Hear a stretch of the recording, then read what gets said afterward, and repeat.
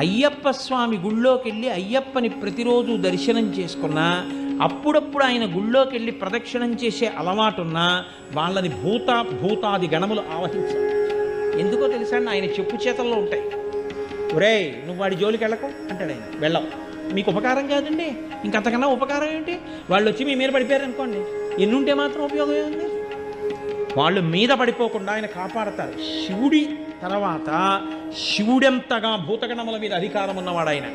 శివుడిలా ధర్మమునందు అనురక్తి ఉన్నవాడు, శివుడిలా గురువులంటే ప్రీతి ఉన్నవాడు, శివుడిలా జ్ఞానమిచ్చి మోక్షం ఇవ్వగలిగినవాడు, విష్ణువులా పూర్ణుడు, విష్ణువులా పుష్కలుడు, విష్ణువులా ఏది కావాలంటే అది ఇవ్వగలిగిన వాడు, అమ్మవారిలా శక్తి స్వరూపుడు, అమ్మవారిలా నిరంతరము ఎటువంటి కదలికలైనా కదలించగలిగినటువంటి వాడు, ఎంత శక్తినైనా ఇవ్వగలిగిన వాడు, ఇన్ని కదలికలను ఆపి లయం చేసి మోక్షం ఇవ్వ